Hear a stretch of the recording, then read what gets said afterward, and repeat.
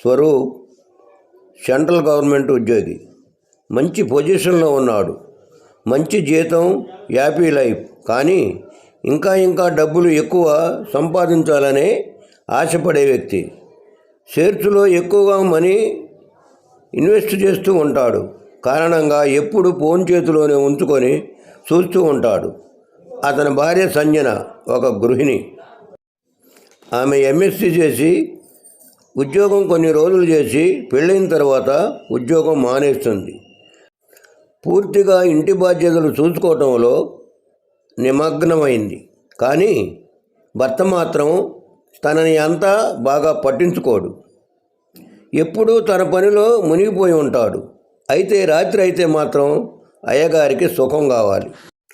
తన భార్య అలసిపోయి మూడు లేదని చెప్పినా కూడా వినిపించుకోడు. తన కోరిక తీర్చుకోవాల్సిందే. పోనీ భార్యని ఏమైనా సుఖపెడతాడు అంటే అది లేదు. కేవలం సంజనకు ఇష్టం లేదన్నా తను చెప్పిందే వినాలి అంటాడు. సంజనకి ఇలాంటి శృంగారం అసలు నచ్చటం లేదు. దానిలోని మాధుర్యాన్ని తను అనుభవించలేకపోతుంది. తన భర్తకు చెప్పి చూసింది. సంజన మాటలు సీరియస్గా తీసుకోలేదు. సంజనకి కొద్దిగా మొదలైన ఇసుకు భర్త మీద చిరాగ్గా మారింది. ఒకరోజు తన స్నేహితురాలైన కీర్తిని కలిసి తనకు విషయమంతా వివరంగా చెప్పింది. తన స్నేహితురాలు తనకి ఒకటే మాట చెప్పింది, కోరికలు ఇష్టాలు అనేవి మగవాడికే కాదు, ఆడదానికి కూడా ఉంటాయి. నీ భర్త తన కోరిక తీర్చుకుంటున్నాడు, నీకు నచ్చే విధంగా నిన్ను సుఖపెట్టలేదు. అలా చేయటం తప్పు. కాబట్టి నీ భర్తకి ఒకే మాట చెప్పు. నీకు నచ్చినప్పుడు నీకు నచ్చిన విధంగా నీతో శృంగారం చేయమని చెప్పు. నీకు ఇష్టం లేనప్పుడు చేయొద్దని చెప్పు. అలా గనక చేయకపోతే నిన్ను సంసారంలో సుఖపెట్టలేదని తనకు విడాకులు ఇస్తానని చెప్పు. అలా నువ్వు చేస్తే అతని పరువు పోతుంది. అప్పుడు నీ భర్త నువ్వు చెప్పినట్లు వింటాడు. అది మాత్రమే కాదు, నీకు నచ్చినట్టుగా శృంగారం చేస్తాడు. ఒకసారి నేను చెప్పింది ప్రయత్నించోడు, దాని ఫలితం నీకే తెలుస్తుందని చెప్పింది కీర్తన. తన స్నేహితురాలికి థ్యాంక్స్ చెప్పి అక్కడి నుంచి తన ఇంటికి వెళ్ళిపోయింది సంజన. ఎందుకో కీర్తన చెప్పిన సలహా చాలా బాగా అనిపించింది. సంజన తన భర్తకు కీర్తన చెప్పిన విధంగా చెప్పాలని ఫిక్స్ అయింది. సాయంత్రం తన భర్త ఇంటికి రాగానే తనను కూర్చోబెట్టి విషయం మొత్తం క్లియర్గా తన భర్తకు చెప్పేసింది. మొదట తను ఆశ్చర్యపోయాడు. తర్వాత పిచ్చిగాని పట్టిందా ఏమిటి?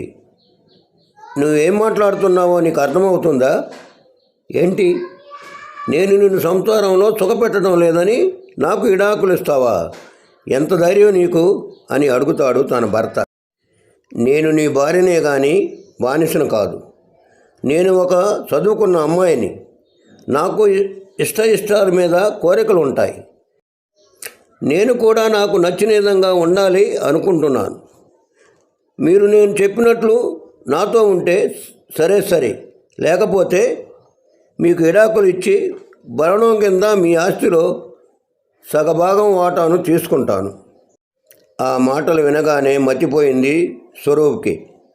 ఎప్పుడు ఇలా ప్రవర్తించిన భార్య ఒక్కసారిగా అలా ప్రవర్తించేసరికి ఏం చేయాలో అర్థం కాలేదు.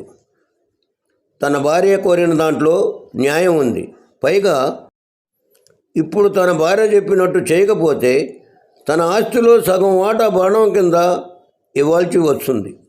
దానికన్నా బుద్ధిగా తన భార్య చెప్పిన విధంగా తనతో కాపురం చేయటం బెటర్ అని ఫిక్స్డ్ అయ్యాడు స్వరూప్. ఆ రోజు రాత్రి అవ్వగానే భార్యను తన దగ్గరికి తీసుకున్నాడు. ముందుగా నుదుటి మీద ముద్దు పెట్టుకున్నాడు. తర్వాత తన పెదవులను సంజన పెదాలపై జత చేశాడు. తమైకంతో సంజన స్వరూపును అత్తుకుంది. తన భార్య అణువణు తన చేతులతో తాకుతూ తనలో కోరికలు పులకింతలు పుట్టించాడు. ఆ తర్వాత మొత్తం తనతో కలిసిపోయి కలియకలోని మాధుర్యం ఏమిటో తనకు తెలిసేలా చేశాడు స్వరూప్. ఆ రోజు నుండి వాళ్ళిద్దరూ చాలా సంతోషంగా ఉండేవారు. భార్యను తను ఇంకా ఎప్పుడు నిర్లక్ష్యం చేయలేదు.